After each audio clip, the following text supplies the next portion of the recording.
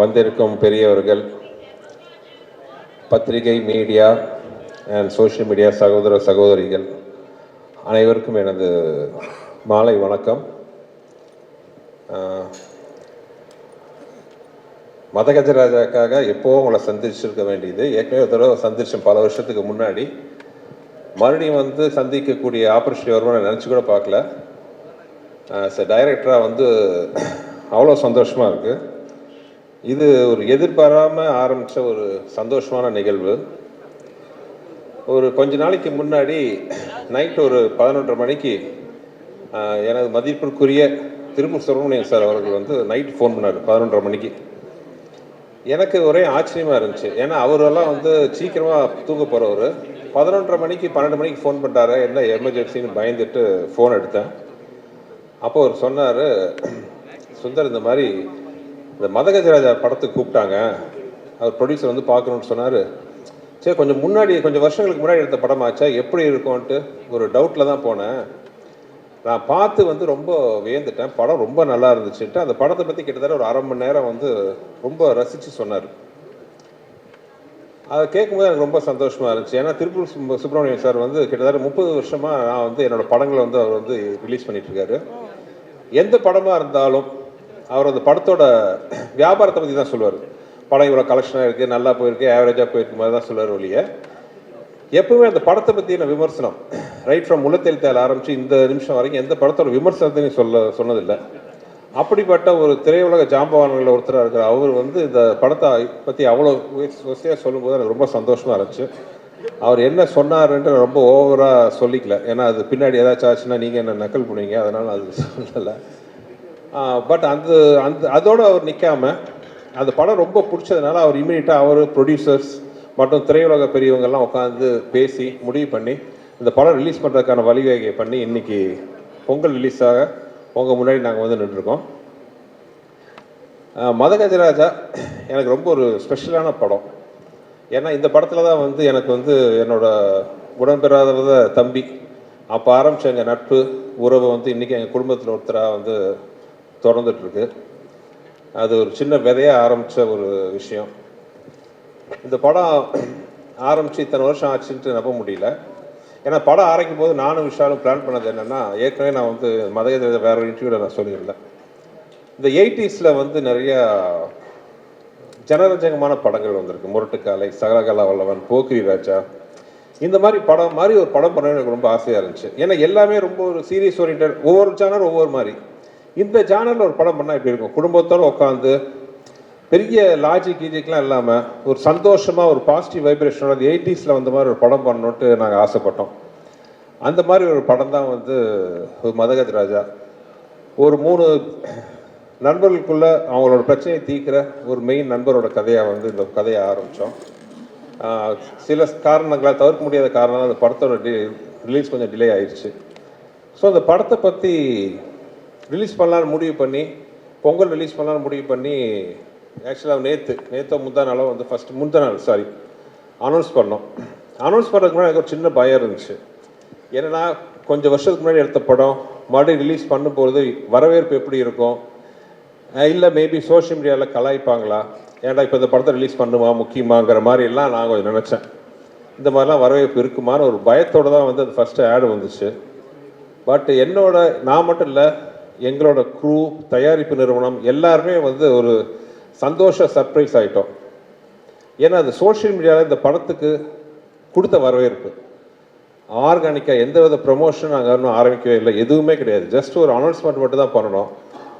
Social மீடியாவில் அவ்வளோ ஒரு வரவேற்பு இந்த படத்துக்கு. சோஷியல் மீடியா மட்டும் இல்லாமல் டிவி ஆகட்டும், யூடியூப், எவ்ரிவேர் அந்த படத்தை பற்றி பயங்கர பாசிட்டிவ் வைப்ரேஷன். இந்த படம் பொங்கலுக்கு வருது, நம்ம போய் பார்க்கணும். இதெல்லாம் பார்க்கும்போது எனக்கும் விஷாலுக்கெல்லாம் நாங்கள் பேசி ரொம்ப சந்தோஷப்பட்டுக்கிட்டோம். இன்ஸ்பைட் ஆஃப் இவ்வளோ டிலே ஆனாலும் அந்த படத்து மேலே இருக்கிற ஒரு எதிர்பார்ப்பு இன்னும் இருக்குங்கன்னு நினைக்கும் போது ஒரு டைரக்டராக எனக்கு ரொம்ப சந்தோஷம். இந்த படத்தை வாழ்த்தி வரவேற்று ட்வீட் பண்ணின, சோஷியல் மீடியாவில் போட்ட, டிவியில் பகிர்ந்து கொண்ட அனைத்து நண்பர்களுக்கும் என்னோட மனமார்ந்த நன்றி. ஏன்னா இது எங்களுக்கு ஒரு பெரிய ஒரு கான்ஃபிடன்ஸ் பூஸ்டாக இருந்துச்சு. அது மட்டும் இல்லாமல் படம் இன்னும் ஒரு வாரத்தில் ரிலீஸ் ஆக போகுது. படத்தை பார்த்துட்டு அதே மாதிரி ஒரு நல்ல ஒரு ஒப்பீனியன் கொடுப்பீங்கன்னு நினைக்கிறேன். ஆனால் அதே நிமிஷத்தில் இன்னொன்று சொல்லிக்கிறேன், நாங்கள் யாருமே சொல்லாத விஷயத்தெல்லாம் சொல்லலை. இது ஒரு நல்ல ஒரு என்டர்டெய்னர். பொங்கல் மாதிரி ஒரு ஃபெஸ்டிவல் காலத்தில், ஏன்னா அந்த படம் நாங்கள் ஆரம்பித்த போதே பொங்கல் ரிலீஸை மனசில் வச்சு தான் நாங்கள் ஆரம்பித்தோம். அந்த பொங்கலுக்கு மிஸ் ஆனது இந்த பொங்கலுக்கு வருது. கண்டிப்பாக அது வந்து ஒரு ஃபெஸ்டிவல் மூடுக்கு வந்து ரொம்ப ஒரு அருமையான படமாக இருக்கும்ன்ட்டு நான் வந்து நம்புகிறேன். ஆக்சுவலாக ஒரு நண்பர் வந்து சோஷியல் மீடியாவில் போட்டிருந்தார், மதகஜராஜா லேட்டாக வந்தாலும் லேட்டஸ்ட்டாக வரும்ன்ட்டு. நானும் நம்புகிறேன் இது லேட்டஸ்ட்டாக இருக்கும், உங்களுக்கெல்லாம் பிடிக்கும்ன்ட்டு. ஏன்னா இந்த படத்தில் வந்து ஹியூமர் அவ்வளோ பிரமாதமாக ஒர்க் அவுட் ஆகிருக்கு. இன்னொரு இந்த படத்தில் எனக்கு ஒரு சென்டிமெண்ட் அட்டாச்மெண்ட் என்னென்னா, என்னோட குருநாதர் மணிவண்ணன் சார் கடைசியாக நடித்த படம் அது. இப்போ வந்து அவர்லாம் நம்ம நடுவில் இல்லைன்னு நம்பவே முடியல என்னால். இன்னும் வந்து அவர் என்ன ஆசீர்வாதம் பண்ணிட்டு இருப்பார்னு நினைக்கிறேன். அதே மாதிரி வந்து எனக்கு வந்து ரொம்ப மரியாதைக்குரிய டைரக்டர் திரு மனோபாலா அவர்கள். மனோபாலா சாரோட இந்த படம் நான் ஒர்க் பண்ணுவது ரொம்ப இந்த படத்தை எதிர்பார்த்தாரு. ஏன்னா அந்த படத்தில் வந்து ஒரு 15-20 நிமிஷம் விஷால், சந்தானம், மனோபாலா சார் வச்சு ஒரு எபிசோடு வரும். நான் ஏற்கனவே சொல்லியிருக்கேன், நான் நிறைய காமெடியெல்லாம் பண்ணியிருக்கேன். ஆனால் நான் பண்ண காமெடியிலேயே வந்து எனக்கு ரொம்ப ஃபேவரட் எதுன்னு கேட்டிங்கன்னா அந்த ஒரு 20 நிமிஷம் எபிசோட். எல்லாருமே வந்து மனசு விட்டு சிரிக்கக்கூடிய, ரசிக்கக்கூடிய மாதிரி அது ஒரு இன்ட்ரெஸ்டிங்கான ஒரு எபிசோடு வரும் இந்த படத்தில். ஒவ்வொருத்தரையும் மனோபாலா சார் வந்து கேட்பார், எப்படா அந்த படம் ரிலீஸ் ஆகுது, அந்த படம் ரிலீஸ் ஆச்சுன்னா என் ரேஞ்சே வேறு அப்படின்னு சொல்லிட்டு இருப்பார். அன்ஃபார்ச்சுனேட்லி அவர் இல்லை. ஆனால் அவர் நினைவுகளை வந்து இந்த படம் இனிமையாக சுமந்துட்டு வரும்ன்ட்டு நம்பிக்கை எனக்கு இருக்குது. இந்த படத்தில் வந்து ஒரு மிகப்பெரிய ஒரு ப்ளஸ் என்னென்னா, அப்பார்ட் ஃப்ரம் விஷால், விஜய் ஆண்டனி. நானும் விஜய் ஆண்டனியும் வந்து ஃபஸ்ட்டு சேர்ந்து ஒர்க் பண்ண படம் இதுதான். நான் முதல்ல அவுட்லுக்கில் அவர் பார்க்கும்போது ஒரு பெரிய மியூசிக் டைரக்டர், ஒரு பயங்கரமாக இருப்பார் அப்படி இப்படின்னு நினச்சேன். ஆனால் ஒரு குழந்தை, அந்த குழந்தை இன்னும் அந்த குழந்தையாகவே இருக்குது. ரொம்ப சந்தோஷம். அது எளிமை, அந்த வெள்ளந்தியான வெள்ளை மனசு எல்லாமே வந்து அவர் அப்படியே இருக்குது. தேங்க்யூ விஜய், சூப்பர் மியூசிக் கொடுத்தாரு. ஆக்சுவலாக we miss your this commercial music Vijay. உங்களை மாதிரி இந்த மாதிரி ஒரு ஃபாஸ்ட் பீட்லாம் கொடுக்குறது வந்து வெறும் சில மியூசிக் டைரக்டர் தான் இருக்காங்க. நீங்கள் ஹீரோவாக நடிக்கிற படம்லாம் ஒரு சீரியஸ் படங்கிறதுனால சீரியஸ் சாங்காக போட்டுட்ருக்கீங்க. நீங்கள் எங்களுக்கெல்லாம் மியூசிக் போட்டால் தான் இந்த மாதிரி சாங் நீங்கள் கொடுப்பீங்க. ஸோ நாங்கள் வந்து இசையமைப்பாளர் விஜய் ஆண்டனி ரொம்ப மிஸ் பண்ணுறோம். You have to come back as a music director. As a ஹீரோவாக நீங்கள் வந்து you're rocking. As a music டைரக்டராக நீங்கள் வெளிப்படவும் பண்ணணும். பாருங்கள் எவ்வளோ கிளாஸ் பண்ணுறாங்கன்ட்டு. உங்களுக்கு நிறைய ரசிகர்கள் இருக்கிறாங்க. ஸோ இந்த மாதிரி ஃபாஸ்ட் நம்பர், நீங்கள் சீரியஸ் ஹீரோ. ஸோ எங்களை மாதிரி படத்துக்கு இந்த மாதிரி பாடங்கள்லாம் போட்டு கொடுங்க. விஜய் ஆண்டனி பாட்டு மட்டும் இல்லை, ஏன் நான் பண்ண படங்களில் எனக்கு மிக பிடிச்ச ரீரெக்கார்டிங்கும் இந்த படத்தில் இருக்குது. அவ்வளோ அருமையாக அந்த படத்துக்கு ஆர்ஆர் இருக்கும். ஸோ நீங்கள் அந்த படத்தை பார்த்தீங்கன்னா நீங்கள் அதை கண்டிப்பாக அதை என்ஜாய் பண்ணலாம். அப்புறம் இந்த படத்தில் என்னை விட அதிக கஷ்டப்பட்ட ஆத்மா யாருன்னா விஷால் தான். தெரியாதனமாக அவர்கிட்ட சொல்லிட்டேன், கிளைமாக்ஸ் வந்து ஒரு 8 பேக்ஸில் வரணுன்ட்டு. சரின்ட்டாரு. But due to some reasons வந்து அந்த 8 பேக்ஸ் ஷூட்டிங் தள்ளி போயிடுச்சு. கிட்டத்தட்ட ஒரு வருஷம். அந்த ஒரு வருஷம் அந்த 8 பேக்ஸை மெயின்டைன் பண்ணுறது சாதாரண விஷயம் கிடையாது. வெறும் பச்சை தண்ணியை குடிச்சிக்கிட்டு நாங்களாம் சாப்பிடும்போது சோத்தை எல்லாம் மோந்து பார்த்துக்கிட்டு அவ்வளோ கஷ்டப்பட்டார். இன்ஃபேக்ட் ஃபைட் சீக்வன்ஸ்லாம் நிறைய இடத்துல வந்து விளையாட்ட சொல்ல உயர பணையை வச்சு. ஆக்சுவலாக இந்த ட்ரைலரில் கூட ஒரு ஷாட் பார்த்துருப்பீங்க. அவர் மொட்டராஜன் தலையில் உட்காந்து கீழே வால்ட் அடிக்கணும். அது சின்னதாக டைமிங் மிஸ் ஆகி கழுத்தில் லேண்ட் ஆச்சு. அதை பார்த்து எனக்கு கழுத்து அந்த டொக்கும் சத்தமே கேட்டுச்சு. எனக்கு உயிரே போயிடுச்சு. ஐயோ என்ன ஆக போதோ, எதோ வருது மனசில். நல்ல வேலையை அப்போலோ பக்கத்துலேயே நாங்கள் ஷூட் பண்ணிட்டு இருந்தோம். இமீடியட்டாக அப்போலோ கூப்பிட்டு போனோன்னா அந்த டாக்டர் பார்த்துட்டு சொன்ன ஒரே வார்த்தை, பிகாஸ் இவர் ஃபிசிக்கலாக எக்ஸசைஸ்லாம் பண்ணி அவ்வளோ ஸ்ட்ராங்காக இருக்கிற ஒரே காரணத்தினால வந்து இதனால் எந்த வித பாதிப்பு இல்லைன்னு சொன்னார். ஆனால் அதை பற்றி இவர் கவலை பண்ணாமல் இமீடியட்டாக வந்து அடுத்த ஷாட்டுக்கு ரெடி ஆகிட்டார். ஸோ படத்தில் ஆக்ஷன்ஸ்லாம் ரொம்ப நல்லாயிருக்கும். எஸ்பெஷலி இந்த கிளைமாக்ஸ் சாங். கிளைமாக்ஸ் வந்து 2 மலைகள் மோதிக்கிற மாதிரி ஒரு ஃபைட் சீக்வன்ஸ் வரும்.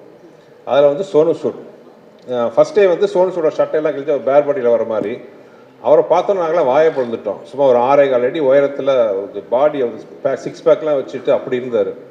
எப்பா என்ன மாதிரி இருக்காருப்பா சோனு சூடு. நாங்கள் ஷூட் பண்ணும்போதே பயந்தோம். அடுத்த நாள் வந்து நம்ம கருப்பு தங்கம் வந்து சட்டையை கழட்டினார். எல்லாம் அரண்டுட்டோம். அப்படி ஒரு ஃபிசிக் அந்த பாடி, படத்துக்காக ஒரு கட்டமைச்ச பாடி. அந்த மாதிரி எனக்கு இனிமேல் அந்த மதகஜராஜா வெளியில் வரணும்னு நான் இவ்வளோ ரொம்ப போராடினதுக்கு ஆசைப்பட்டதுக்கெல்லாம் ஒரே காரணம், விஷால் பட்ட கஷ்டத்தை மக்கள் பார்க்கணும். மக்கள் பார்த்து அதை பிடிச்சி ஏற்றுக்கிறது மக்களோட கையில் இருக்குது, பத்திரிகையாளர்கள் உங்கள் கையில் இருக்குது. ஆனால் அந்த உழைப்பை வந்து அவங்க பார்த்தா தானே அது என்னன்னு டிசைட் பண்ண முடியும். ஸோ அந்த மாதிரி மதகஜராஜா ரிலீஸ் பண்ணணுன்ட்டு நாங்கள் ரொம்ப ஆசைப்பட்டது காரணம் விஷாலோட உழைப்பு என்னன்ட்டு எல்லாம் பார்க்கணுன்னு ஆசைப்பட்டேன். Madha Gaja Raja is a fantastic family entertainer. ரொம்ப ஏதோ நல்ல விதமாக எனக்கு ஒரு லைசன்ஸ் கொடுத்துருக்கீங்க. சுந்தர்சி படம் யாரும் சொல்லாத ஒரு விஷயத்தெல்லாம் சொல்ல போகிறது இல்லை, புதுசாக எந்த விஷயமும் இருக்க போகிறது இல்லை. ஆனால் என்டர்டெயின்மெண்ட்டாக இருக்கும், குடும்பத்தோடு பார்க்க வரலாம். மினிமம் ஒரு படத்தில் ஒரு 15 நிமிஷமாச்சும் உங்கள் மனசார சந்தோஷப்பட்டீங்கன்னா அதுதான் நீங்கள் எனக்கு கொடுக்க போகிற மிகப்பெரிய பரிசாக நான் இது வரைக்கும் நினச்சிட்ருக்கேன். மதகஜராஜா அந்த அனுபவத்தை உங்களுக்கு கொடுக்கணும்னு நான் நம்புகிறேன். பார்த்து நீங்கள் எல்லாருமே சப்போர்ட் பண்ணணும். அப்புறம் அந்த படத்தில் வந்து முக்கியமான விஷயம், விஜய் ஆண்டனி சார் மட்டும் இல்லாமல் எனக்கு இருந்த ஒரு அருமையான டெக்னிக்கல் குரூப். இத்தனை வருஷம் கழிச்சும் அவங்களாம் என் முன்னாடி உட்காந்துருக்கிறத பார்க்கும்போது அவ்வளோ சந்தோஷமாக இருக்குது. என்றைக்குமே என் தம்பியா, என் வலது கையா, என்னுள் பாதியாக இருக்கிற என் அன்பு தம்பி வெங்கட், அப்புறம் இந்த படத்துக்காக உயிரை கொடுத்து ஒர்க் பண்ண ரிச்சர்ட், இத்தனைக்கு இவ்வளோ பிஸியாக இருக்கிற ரிச்சர்ட், பிஸி கேமராமேனாக இருக்கிறவர், இந்த படத்தை ரிலீஸ் பண்ணணுன்னா எல்லா வேலையும் விட்டுட்டு வந்து இந்த படத்துக்கு இது விடிய உட்காந்து இந்த சாங்லாம் ரெடி பண்ண ரிச்சர்ட் ஆகட்டும், என்னுடைய பல படங்களுக்கு எனக்கு உறுதுணையாக இருக்கிற ஸ்ரீகாந்த், எடிட்டர் ஸ்ரீகாந்த், அவரும் அதே தான், விழா முயற்சிக்கும் அவர் தான் எடிட்டர். பட் இந்த படம் நம்ம மறுபடியும் ஷூட் ரெடி பண்ணணுன்னொன்னே அந்த வேலையாக பிஸியாக இந்த வேலையை உட்காந்து பார்த்துக்கிட்டு எந்த வித எதிர்பார்ப்பும் இல்லாமல், இது நம்ம படம் சார், இந்த படம் வந்து ரிலீஸ் ஆகணும், ஜெயிக்கணுன்ட்டு கை கொடுக்க வந்த ஸ்ரீகாந்த், ரிச்சர்ட், என் ஆர்ட் டைரக்டர் குருராஜ், அப்புறம் என்னோடய ப்ரொடக்ஷன் எக்ஸிக்யூட்டிவ் பாலகோபி, இன்னும் கூட ஒர்க் பண்ண எல்லாரையும், சாரி யாராவது பேர் விட்டு போச்சுன்னு எல்லாம் மன்னிச்சுக்கோங்க, எல்லாருக்கும் இந்த சந்தர்ப்பத்தில் நான் நன்றி சொல்ல விரும்புகிறேன். மொத்தத்தில் ரொம்ப நேரம் பேசி உங்களை இது பண்ண விரும்பல. அதே மாதிரி முக்கியமாக நான் சொல்ல வேண்டியது ஜெமினி ப்ரொடக்ஷன்ஸ். என்னதான் ரிலீஸ் கொஞ்சம் சில காலங்கள் தாமதமானாலும் ஒரு ப்ரொடக்ஷன் ஹவுஸாக எந்த டைரக்டரோட ட்ரீம் ப்ரொடக்ஷன் ஆஃபீஸ் கம்பெனி அவங்க ஒரு செகண்ட் கூட வந்து இது வேணுமா, இது செலவு பண்ணணுமா, அதை பற்றி கேட்கவே இல்லை. நான் என்ன கேட்டாலும் ப்ரொவைட் பண்ண ஒரு ஃபென்டாஸ்டிக் ப்ரொடக்ஷன் ஹவுஸ். நடுவில் சின்ன காரணத்தினால கொஞ்சம் கேப் ஆகி போச்சு. நான் ஆண்டவனை வேண்டிக்கிறேன், மதகஜராஜாவுக்கு கிடைக்கிற வரவேற்பில் மறுபடியும் ஜெமினியின் கொடி பறக்கணும். ஏன்னா அந்த மாதிரி நல்ல ப்ரொடக்ஷன் ஹவுசஸ் எல்லாம் வந்து சினிமா கிடைக்கிறது வந்து சினிமா கிடைச்ச ஒரு வரம்.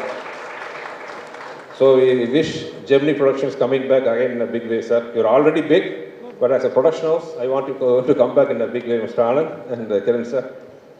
And thank you. பொங்கலுக்கு பத்திரிகைகள் உங்கள் முன்னாடி வந்து நின்று எப்பவும் போல் வேண்டி கேட்டுக்கிறேன், படத்தை நல்லபடியாக மக்கள்கிட்ட போய் சேர்த்தணும். நீங்கள் படம் பாருங்கள், ரசிப்பீங்கன்னு நம்புகிறேன். வேறு என்ன சொல்கிறது, உங்களுக்கு எல்லாருக்கும் இந்த படத்தை பற்றி தெரியும். அப்புறம் எல்லாருக்கும் இந்த படத்தை ரிசீவ் பண்ண இந்த படத்தை ரிலீஸ் பண்ண போகிறோங்கிற செய்தியை கேட்டோம், நல்லபடியாக ரிசீவ் பண்ணி பாசிட்டிவாக நியூஸ் பண்ணினேன், ட்விட் போட்ட சோஷியல் மீடியா நண்பர்கள், மீடியா டிவி நண்பர்கள் அனைவருக்குமே எனக்கு வணக்கம், எனது நன்றிகள். அப்புறம் என்னன்னைக்கு எனக்கு பெரிய சப்போர்ட்டாக இருக்கிற என்னோடய லக்கி மாஸ்காட், என் ஒய்ஃபுக்கு நன்றி. திடீர்னு அரேஞ்ச் பண்ண ப்ரோக்ராம் சொன்ன உடனே வேறு எந்த ஃபங்க்ஷனுக்கும் அவ்வளோ சீக்கிரம் ஒத்துக்காத டிடி, எங்கள் மேலே இருக்கிற நட்பில் அன்போடு வந்ததுக்கு ரொம்ப நன்றி DD. You made our evening and thank you everybody. நன்றி. மறுபடியும் எல்லாத்தையும் சந்திக்கிறேன் சின்ன கேப்புக்கு அப்புறம். தேங்க்யூ.